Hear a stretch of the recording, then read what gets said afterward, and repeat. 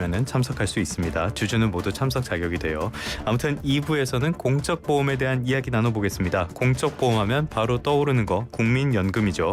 최근에 여야가 더 내고 더 받는 연금 개혁 내용에 잠정 합의했다고 합니다. 그런데 이렇게 여기까지 합의해놓고선도 끝까지는 잘 못 가는 것 같아요. 답답하네요. 국민연금 오랫동안 연구하셨던 전문가의 의견 들어보도록 하겠습니다. 윤성명 한국보건사회연구원 명예연구위원님 연결돼 있습니다. 위원님 나와 계십니까? 네, 안녕하세요. 예, 안녕하십니까. 여야 합의 내용 어떻게 보셨습니까? 저 같은 경우는 이제 그 연금제도의 어떤 장기 지속성 관점에서 개혁의 필요성을 강조하다 보니까 예. 뭐 어렵게 합의는 하셨지만 저희 또 제가 이끌어가고 있는 또 연구모임이 연금연구회라는 단체가 있습니다. 예. 거기서 볼 때는 상당히 좀 미흡하다 이런 평가를 저희는 내릴 수 있겠습니다. 그러면은 합의 자체는 뭐 일단은 환영할 만한 일이지만은 내용을 보면은 많이 미흡하다 이렇게 이해를 하면 되겠습니까? 네네. 예, 알겠습니다. 일단은 구체적인 내용부터 살펴보죠. 어떤 부분에서 얼마나 합의를 이룬 겁니까? 일단은 이제 연금제도를 우리가 이제 바람직한 방향으로 개혁한다 그럴 때는 이제 두 가지 측면을 특히 이제 모수개혁이라는 단어가 있는데 좀 네. 청취자분들은 어려울 것 같습니다. 모수란 말이 이상해요. 네. 보통 이제 언론에서도 모수란 말을 많이 쓰는데 여기서 말하는 모수라는 건 그러니까 연금제도를 운영할 때는 두 가지 굉장히 중요한 요인이 있습니다. 예. 얼마를 내고 얼마를 받을 건가? 그렇죠. 예. 내는 거는 보험료고 받는 거는 전문 용어로 소득 대체율이라 그럽니다. 근로기한 받던 월급 대비 연금을 얼마로 주느냐가 소득 대체율이라고 그러거든요. 그래서 이제 모수개혁은 그러니까 보험료하고 그 소득 대체율을 조정해서 이 제도가 지속 가능할 수 있겠냐, 적정한 연금을 지급할 수 있겠냐 이걸 판단하는 걸 의미랍니다. 네네. 그런데 이제 뭐 우리가 이제 연금 개혁 논의가 작년 5월달에도 뭐 이렇게 통과되니 안 되니 하다가 무산됐지 않습니까? 그렇죠. 그리고 또 이제 지난 1월부터 이제 급물살을 탔는데 적어도 어떤 부담하는 차원에서는 우리가 지금 현재 국민연금보험료가 9%입니다.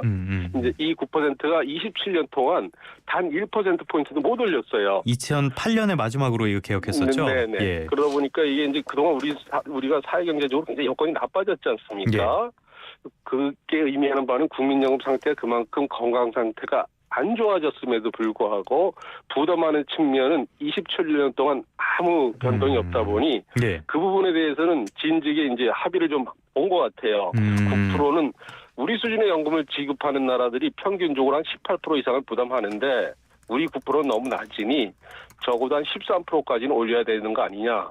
지금 9%니까 4%포인트는 올리자. 이 부분은 상당 부분 이제 사회적으로 공감은 형성을 한 것 같습니다. 네.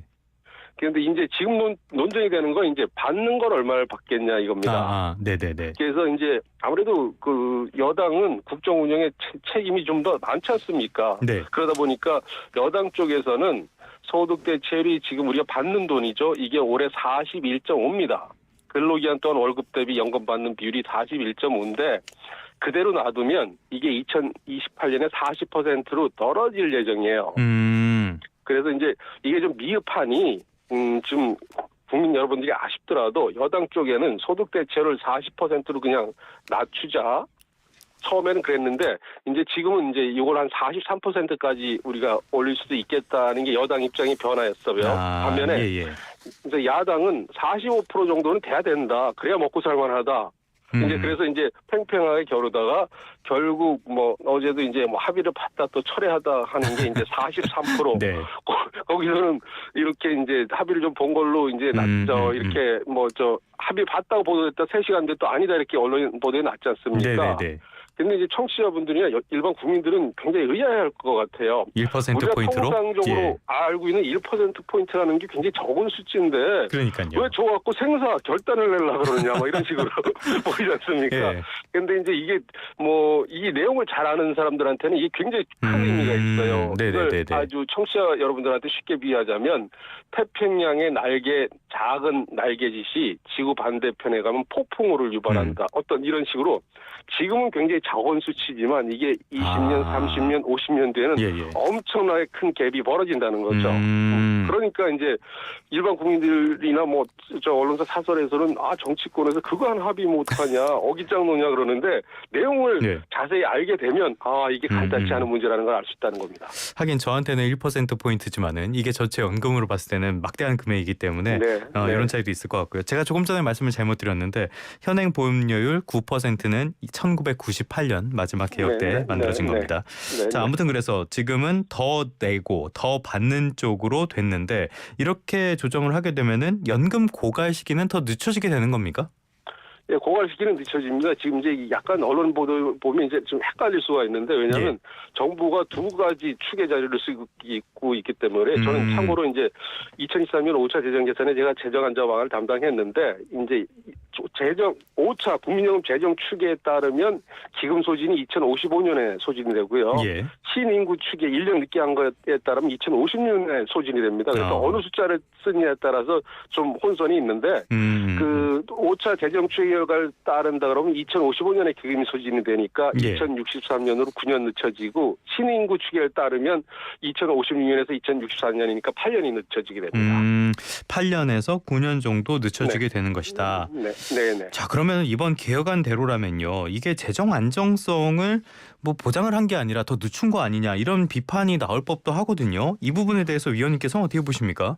연금연구회가 어제도 성명서를 냈습니다. 긴급 성명서를 지난 금요일 내고 또 어제 또 냈었는데 그 이유가 뭐냐면 지금 우리 연금 논의는 뭔가 좀 잘못됐다는 게 저희 연금연구회 입장입니다.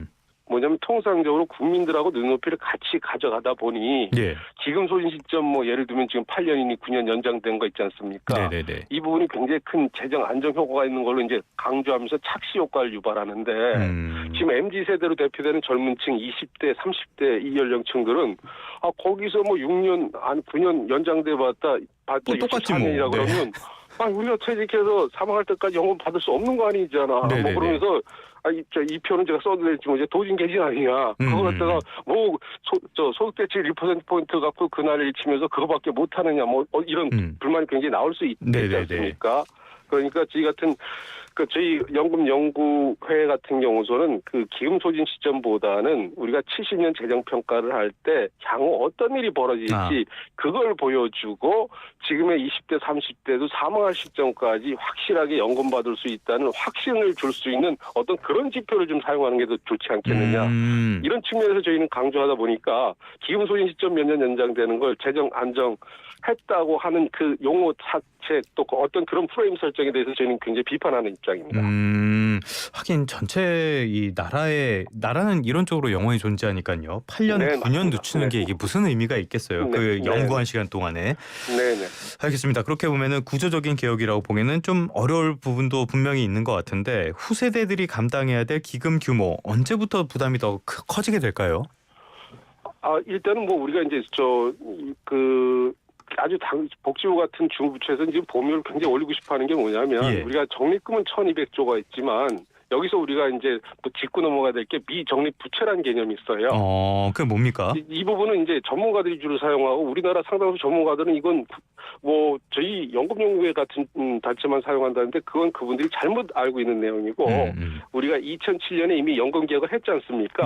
그 노무현 정부 때 그때 이 미적립 부채라는 개념을 굉장히 적극적으로 활용해서 국민들을 설득함으로써 우리가 개혁할 수 있었거든요. 그런데 이 미적립 부채가 이야기가 좀 어려울 수도 있는데 미적립 부채요? 미적립 부채 영어로 unfunded liability 또 implicit pension debt라는 표현을 씁니다. 암묵적 부채 두 개가 비슷한 개념인데 그래서 제가 일부러 안 썼습니다만 하여튼 적립을 다 못한 부채란 뜻입니다. 그러니까 제가 설명을 드리면 이제 많은 분들 있잖아요. 우리가 타이타닉호가 처음 이제 항해 나섰다가 저 북해에서 큰 빙하하고 부딪혀서 침몰했지 않습니까?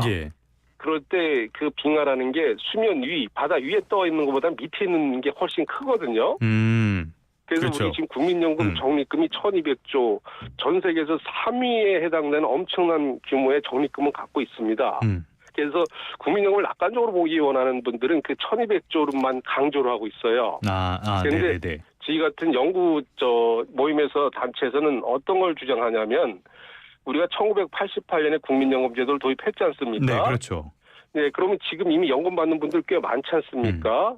그리고 지금 우리 사회자님도 국민연금에 몇 년 가입하셨을 거 아니에요? 연금 받지는 않지만. 꽤 됐죠. 그러면 예. 지금 10년, 20년 가입했다 그러면 지금 연금 받지는 않지만 내가 이만큼 보험료를 냈으니 65세 부터 내가 연금을 얼마 받겠다는 예상하는 액수가 있을 거 아니겠어요? 그렇죠. 네네네. 네, 그리고 지금 연금 받는 분들은 받고 있지만 그게 끝이 아니고 사망할 때까지 연금을 또 받을 부분이 있을 거 아니겠습니까? 네. 그걸 다 합친 게 우리 국민연금에서 지급해야 될 돈이라는 거예요. 그렇죠, 그렇죠. 네, 이해했습니다. 그런데 이제 그 약속한 액수가 예를 들면 지금 3,200조가 넘는다는 거예요. 그런데 우리는 적립금을 1,200조만 갖고 있으니 네. 우리 연금연구회가 올해 기준으로 추산한 이 미적립 부채가 2,060조라는 겁니다. 네네네. 근데 일반 국민들이나 정치인들은 이걸 알고 싶지 하지 않죠. 설명을 해드려도 불안하니까. 네, 그러니까 우리 1,200조나 있는데 그냥 이거 갖고 잘하면 기금 운용 잘하면 될 텐데 왜 그렇게 공포 마케팅하냐 이런 식의 논리가 흘러가는 거예요. 눈에 안 보이니까. 네네. 그런데 타이타니코 제가 비유든 건 뭐냐면 타이타니코가 침몰된 것도 위에 눈에 보이는 것보다 밑에 안 보이는 데 부딪혀서 침몰했다는 겁니다. 네. 그러니까 아까 우리 사장님이 좋은 말씀 주셨는데 국가는 영속적으로 존재해야 되는 거고 그 영속적 관점에서 보면 젊은 층 또 미래 세대 또 이 연금 혜택을 누릴 수 있도록 해줘야 될 거 아니겠습니까? 그렇죠, 그렇죠. 그럼 이 미적립 부채라는 개념은 반드시 우리가 연금 개혁 논의할 때 테이블 위에 올라와야 되겠죠. 그런데 이 부분에 대해서 정책 당국이나 정치권에서는 별로 언급하기가 불편한 거예요. 왜냐하면 너무 복잡하고 설명드리기도 어려우니까. 그런데 하여튼 미적립 부채는 이렇게 굉장히 중요한 개념이고 2007년 우리 노무현 정부에서 연금 개혁할 때도 썼었고 우리 IMF 경제 위기 때 월드뱅크가 우리한테 구조조정 차관 줄 때도 이 개념을 쓰라 그랬었습니다. 어쨌든 네네네. 네, 그런 관점에서 말씀드리면 그러다 보니까 우리 연금연구회는 이 개념을 굉장히 많이 쓰고 있는데 대한민국에서 연금연구회가 처음으로 이 미적립 부채를 공식적으로 발표를 했습니다. 예. 그런데 2025년 기준은 2,060조 원이고요. 네. 이게 2050년에 가면 놀라지 마십시오. 6,332조로 늘어납니다. 어마어마하게 늘어나네요. 네. 어마어마하게 늘어나요. 네네네. 그러니까 GDP 대비 굉장한 비율로 늘어나는 거죠. 그러다 보니까 이게 우리가 연금 개혁을 한다 그러면 이 미적립 부채를 좀 줄여주는 쪽으로 가야 되는 거 아니냐. 그러면 이번에 합의가 될 듯 말 듯한 거 있지 않습니까? 네. 소득 대체율은 13%를 올리고 보험료는 소득 대체율 43% 올리고 보험료를 13% 올렸을 때는 미적립 부채가 어떻게 되냐 했을 때 네. 이게 지금 현재 2,060조라 그러잖아요. 미적립 부채가. 예. 그럼 2050년에 가면 이게 6,159조 원이 됩니다. 이걸 기준으로 봤을 때는 그렇게까지 개선되는 느낌이 없네요. 그러니까 2050년에 6,332조가 되는데 거기서 173조가 줄어드는 거예요. 네네. 어떤 분들이 보면 173조가 굉장히 큰 거 아니냐 그러는데 이건 주호영 지금 국회 부의장이 표현하면 죄송합니다. 이런 표현 써서 엄발의 오줌 누기 아니면 눈 가리고 아웅이라고 그러고 있습니다. 작은 돈은 아니지만 그렇어요. 전체 금액으로 네. 봤을 때는. 네. 이게 예를 들면 2095년 있잖아요. 네. 우리가 국민연금 재정평가 기간을 70년을 잡고 있거든요. 70년을 잡는 이유는 젊은 분들도 연금 받을 수 있는 확신을 주려고 그러면 70년 뒤에 우리가 얼마 돈이 있다는 걸 보여줘야 될 거 아니겠어요? 예. 그럼 70년 뒤에 가면 이거 어마어마합니다. 청취자분들이 걱정하실 것 같아서 제가 말씀은 안 드리는데 이렇게 고쳐도 4경이 넘어가요. 경이라는 숫자 우리 사회자님 들어보셨어요? 경 말고 경이란 단어. 들어보긴 했지만 상상은 별로 안 됩니다. 고기 몇 개지? 그게 1경도 아니고 4경이 넘어간다는 거예요. 네네네. 네. 알겠습니다. 그러니까 제가 지금까지 20년 동안 연금을 냈는데 앞으로 한 20년 뒤에는 받아야 될 거 아니에요. 그때 고갈이 되면은 그래도 받긴 받아야 되는데 이걸 후세대가 떠넘기게 되는 그런 구조가 될 수밖에 없다.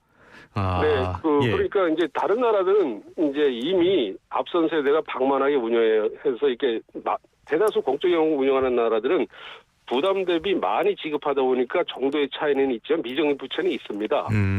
그런데 우리가 벤치마킹 대상으로 할 주요 국가들 있잖아요. 독일, 일본, 스웨덴 같은 나라들은 이미 2004년 또는 1999년에 개혁을 해서 더 이상 이 미적립 부채가 개혁 이후에는 늘어나지 않도록 조치를 했다는 거예요. 근데 우리는 지금 합의가 됐다 안 됐다 하는 그조차 그렇게 어렵게 27년 만에 보험료를 올리는 그 안이 국회에서 통과된다 하더라도 미정립 부채는 해결이 안 2050년 가면 네. 6,159조가 된다는 겁니다. 그럼 교수님께 두 가지 여쭤보도록 할게요. 첫 번째는 그러면 어떻게 해야 되냐? 두 번째는 지금 논의된 사안이라도 국회를 좀 통과시켜야 되냐? 이 두 가지 좀 여쭤보겠습니다. 어떻게 보십니까?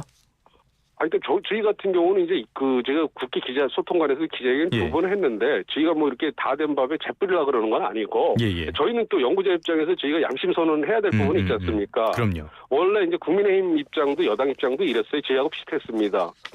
뭐냐면 소득대 이렇게 미정립 부채가 크게 안 줄어드니 고통스럽지만 국민 여러분들께 잘 설명을 드리고 또 다른 쪽으로 우리가 구조개혁을 굉장히 잘하면 연금액을 사후득대 제일 40%에서도 연금을 더 줄 수 있는 방법이 있습니다. 전문가들이 그런 역할을 해야 되는 거거든요. 예. 그러다 보니까 일단은 소득대체율은 40%로 유지를 그대로 하면서 보험료만 13%까지 올리는 게 저희는 적당하다고 생각을 합니다. 왜냐하면 제가 5차 재정계산의 재정 안정화 방안을 담당했었고 국회 연금특위 그 자문위원회에서 1차, 2차 제가 또 재정 안정화 방안을 담당했습니다. 그 당시에 전문가 대다수는 제가 제안했던 소득 대체율 40% 유지에 보험료를 13%가 아닌 15%까지 올리는 거에서 대다수가 동의를 했어요. 더 내고 그대로 받는. 네. 예. 왜냐하면 이거 국민 여러분들도 우리 사회자님도 이걸 싫어할 수밖에 없는데. 당연히 싫죠. 우리 상황이 이렇다는 걸 진짜 잘 보여드리고 설명해드리고 이렇게 안 하면 젊은 세대, 후세대가 너무너무 힘들 수 있으니 지금부터 우리가 고통분담을 하자. 이런 취지에서 전문가 대다수는 보험료를 15%까지 올리는 것도 상당수가 동의를 했다는 겁니다. 그런데 이제 이게 정치권에서 또 시민들하고 논의하다 보니 다른 상황으로 간 거죠. 그런데 그걸 이제 또 수습하려다 보니까 정치권에서는 이제 굉장히 어려워졌다는 겁니다. 그러다 보니까 이제 저는 일단 뭐 이거라도 받아야 되냐 그랬을 때 저희 입장에서 봤을 때는 보험료 13%는 전문가들이 보는 15%보다는 2%포인트가 낮지만 13%까지 올리는 건 시급히 올려야 되겠다. 이 부분 동의를 합니다. 그런데 소득 대체율을 43%까지 올리는 건 이거는 후세대 젊은 세대한테 너무 큰 고통을 전가하는 거기 때문에 이 부분에 대해서는 우리 사회가 고민을 더 할 필요가 있다 이렇게 보는 거고요. 말씀하신 것처럼 그다음에 또 하나 어떤 조치를 취해야 되냐 뭐 이런 말씀을 주셨지 않습니까? 지금 이것도 최대 이제 지금 여당하고 야당의 어떤 대립되는 부분인데. 저는 자동 조정 장치가 꼭 들어가야 된다고 생각을 합니다.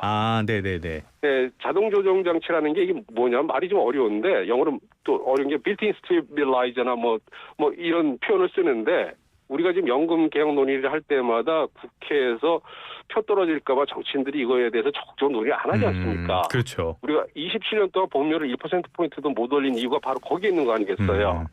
근데 1999년 스웨덴은 웰페어 스테이트 전형, 복지국가의 전형인 스웨덴은 이미 1999년에 이 자동 조정 장치를 도입했습니다.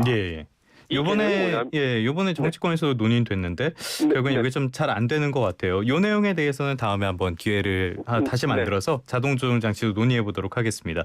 말씀하신 것처럼 개혁이 필요하지만 영속성까지 고려했는지는 약간 의문이 드는 부분이고요.